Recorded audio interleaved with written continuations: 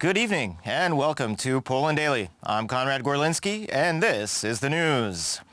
Zbigniew Ziobro, the Prosecutor General, filed an extraordinary appeal with the Supreme Court in which he requested that the court's decision prohibiting the registration of the Independence March as a cyclical assembly be revoked.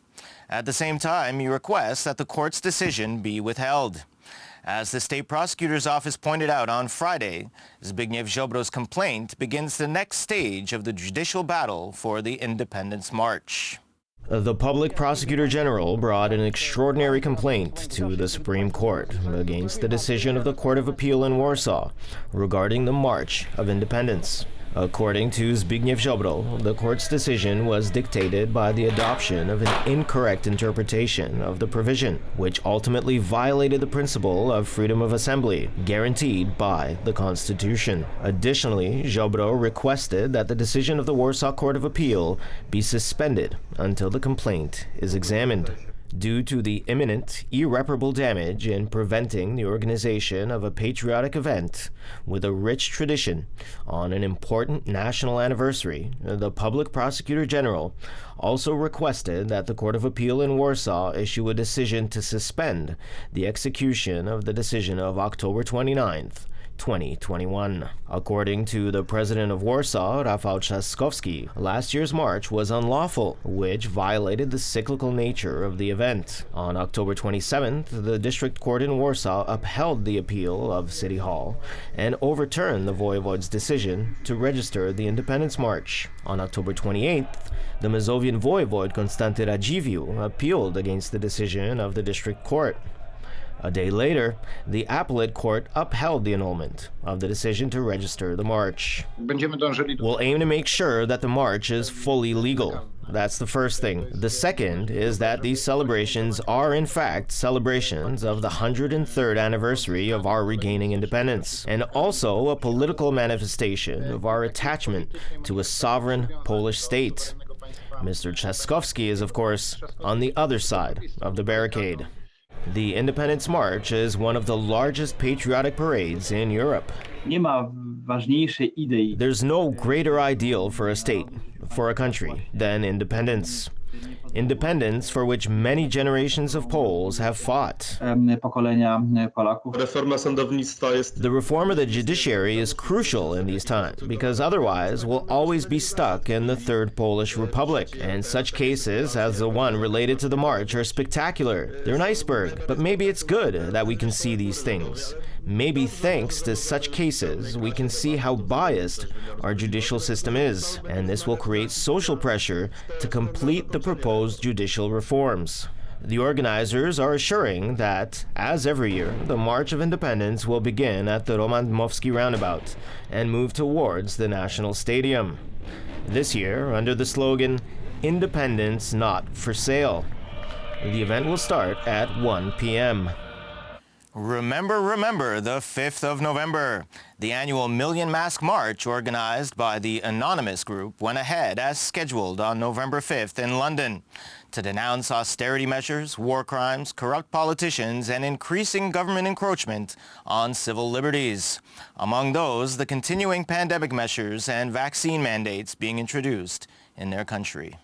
The Million Mask March, also known as Operation Vendetta, is an annual protest which usually takes place on November 5th to coincide with Bonfire Night. It's an anti-government and anti-establishment protest which was first held in 2012 and has been held every year since in multiple cities across the world, with the protests in London and Washington, D.C. being the most prominent. The protest is closely associated with the international activist group Anonymous and rails against government corruption, capitalist greed, and the erosion of civil liberties.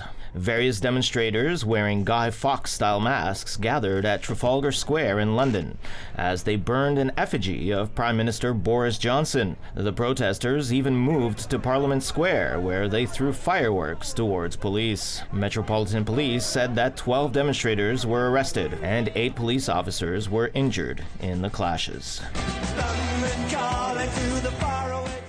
And the protests in Australia also continue. Tens of thousands marched on the Victoria Parliament in Melbourne this afternoon to protest against pandemic laws and mandatory vaccines. The demonstration was peaceful. Australia has seen frequent, occasionally violent anti-vaccine rallies during the past few months, but the movement remains relatively small, according to estimates. While vaccinations remain voluntary on the federal level, Australia's states and territories introduced mandatory measures for many occupations and workers. The unvaccinated are barred from many activities, such as dining out or concerts. The Melbourne protest comes as Australia reached on Saturday a full inoculation rate of 80% of those aged 16 and older. Melbourne spent nearly 9 months in 6 lockdowns throughout the pandemic. Despite the Delta outbreaks that led to months of lockdown in the 2 largest cities, Sydney and Melbourne, the national tally of less than 179,000 infections and 1,500 deaths is far lower than that of most developed nations. And many Australians worry that they cannot see any reasons for continuing the measures other than the purely political. And finally, classic car lovers took part in a vintage rally across the Spanish island of La Palma this afternoon, while the Cumbre Vieja volcano continued to erupt smoke and ashes.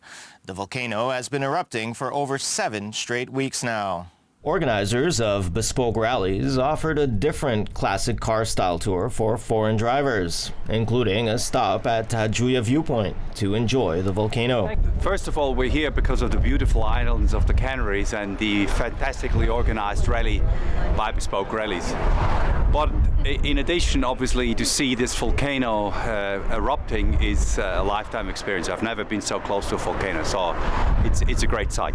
The bespoke rallies are not speed events, but opportunities to drive on the lesser-traveled byways, according to the company. La Palma Rally was included at Grand Tour Canare, a 19-day adventure that covers all 7 of the islands in the archipelago. Participants tried to get as close to the volcano as possible, but some were afraid the ashes would damage their classic cars and brought newer cars instead.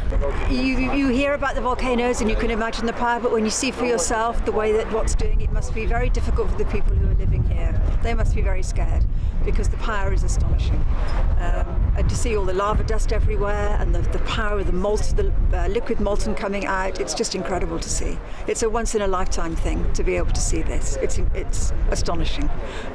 Spain's La Palma volcano erupted on Saturday during its 7th week of volcanic activity. Lava has destroyed almost 1,000 hectares of land and more than 2,500 properties on the island since the Cumbre Vieja volcano began erupting in mid-September. Thousands more have fled their homes as a precaution.